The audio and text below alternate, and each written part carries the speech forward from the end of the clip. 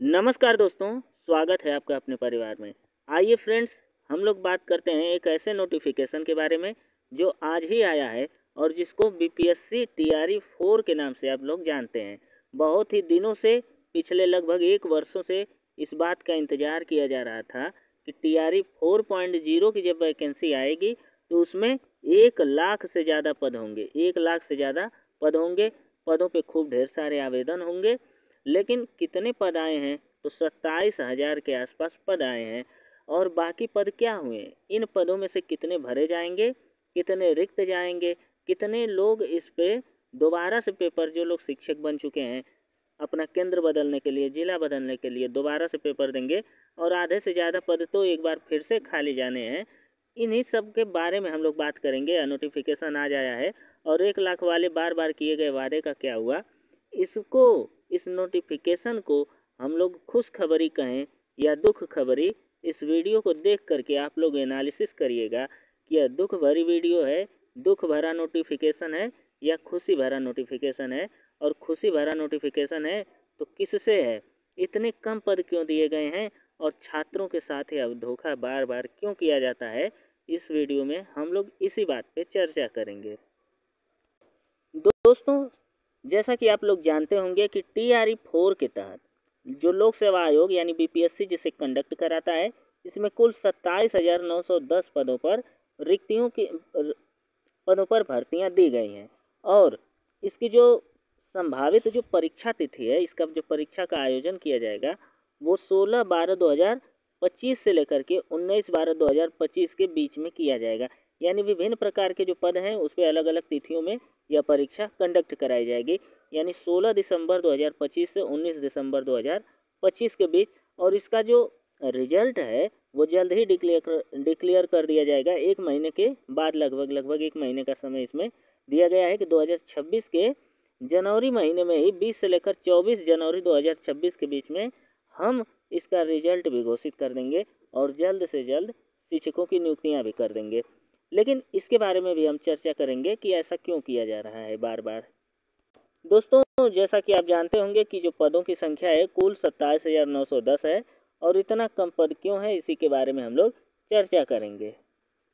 Friends, यहाँ पर कुछ एडिशनल जानकारियाँ दी हुई हैं। जैसे एग्ज़ाम की डेट दी गई है 16 दिसंबर 2025 से 19 दिसंबर 2025 के बीच यह कराई जाएगी परीक्षा। टीआरई 4 का रिजल्ट डेट जो होगा 20 जनवरी 2026 से 24 जनवरी 2026 होगा। स्टेट का फॉर्म जो अप्लाई है वो 8 सितंबर से यह शुरू होगा। ध्यान से सुनिएगा, यह 8 सितंबर से 16 सितंबर यानी 9 दिनों का ही टाइम दिया गया है। देख रहे हैं, 8 सितंबर से 16 सितंबर, कुल 9 दिनों का टाइम है। उसी में आपको अपना फॉर्म भी भरना है, करेक्शन भी कराना है। इसी के साथ स्टेट एग्ज़ाम 4 अक्टूबर से लेकर के 25 अक्टूबर तक कराया जाएगा और 1 नवंबर 2025 तक इसका परीक्षा फल घोषित किया जाएगा। थोड़ी सी जानकारी और आगे है कि यह 16 से 19 दिसंबर के बीच परीक्षा आयोजित कराएगी। पदों की संख्या यहाँ पर है और 20 से 24 के बीच इसका रिजल्ट आ जाएगा। तो ये रही कुछ जानकारियाँ, इसे आप आराम से पढ़ सकते हैं। हम लोग थोड़ी सी और बातें कर लेते हैं। दोस्तों, यह जो भर्ती नीति सरकार ने दी हुई है, जिसमें इनको भी आप लोग जानते होंगे, यह एक प्रकार का छलावा किया गया है और छात्रों के साथ लगभग यह धोखाधड़ी जैसा माहौल है। धोखा ही किया गया है। क्यों? क्योंकि पदों की संख्या आप देख करके इसका अनुमान लगा सकते हैं कि यह एक प्रकार का धोखा है।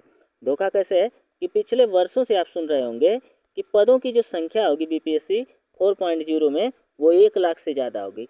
लगातार इनके ट्वीट्स आ रहे थे। जितने भी बीएससी के अधिकारी हैं उनके ट्वीट आ रहे थे। और इन भाई साहब का तो वादा था कि 10 लाख भर्तियां देंगे। हालांकि इन्होंने भर्तियां दी हैं, पूरी भी कराई हैं। टीचर भर्ती ज़्यादातर दी है और भी मामलों में भर्तियां आई हैं, इन्होंने रिक्तियों को पूरा किया है।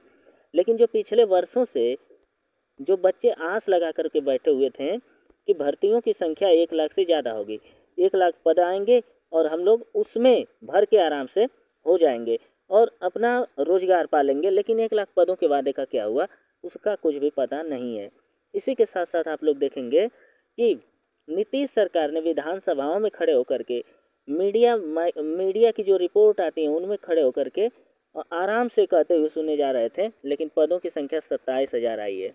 अब थोड़ा सा बाहरी राज्यों वालों के बारे में बात कर लेते हैं कि बाहरी राज्य वालों का क्या होगा, क्योंकि नीतीश सरकार ने वहाँ पर डोमिसाइल नीति लागू कर दी है। और डोमिसाइल नीति एक ऐसी नीति है जिसके तहत जो आरक्षित सीटें कर दी गई हैं, उसमें यदि आप पूरी सीटों को देखेंगे, उनका कंक्लूजन निकालेंगे, कंक्लूजन मतलब जो महिला आरक्षण को जोड़ करके वहाँ के रहने वाले अभ्यर्थी जो हैं, जो केवल बिहार के हैं, डोमिसाइल में जो आते हैं, उन सबको यदि आप देखेंगे ध्यान से, तो लगभग 90% जो सीटें हैं वो केवल बिहार वालों के लिए आरक्षित हो चुके हैं। तो बाहरी राज्यों वालों को क्या होगा, 27,000 में से हमें लग रहा है 2,000 पद, 2,000 के आसपास जो पद होंगे वो आपके आ जाएंगे बाहरी राज्यों वालों के लिए, या फिर 3,000 कह लीजिए, बाकी सारे पद बिहार वालों के लिए हैं।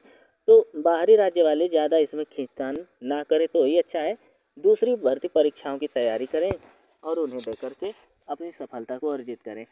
अब बिहार में टीचर बनना आसान नहीं है, क्योंकि डोमिसाइल लागू होने के बाद अब आप पे खतरे की घंटी ज़्यादा बढ़ गई है। क्यों? क्योंकि यूपी में वैकेंसी नहीं आ रही है।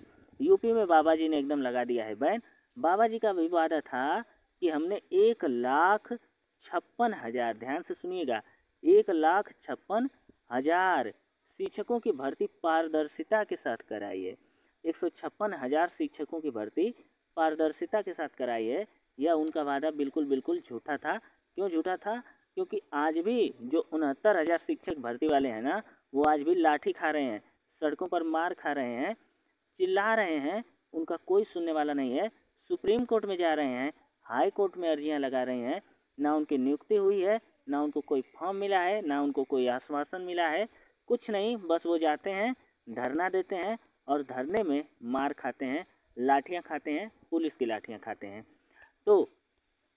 तो भैया हम बाहरी राज्यों वालों से यही कहेंगे कि वो इस वैकेंसी में ज़्यादा अपनी उम्मीद ना लगाएं, नहीं तो दिल टूटेगा तो दुख होगा।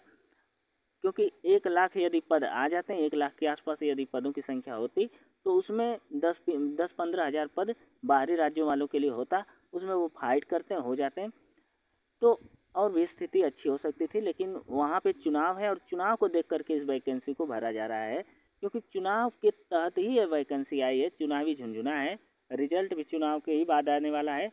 तो अब देखिए क्या होता है, यह भर्ती चुनावी प्रक्रिया में पूरी तरह से फंसेगी, हो सकता है इसका एग्ज़ाम भी टाइम से ना हो पाए। तो दोस्तों, देखने के लिए धन्यवाद।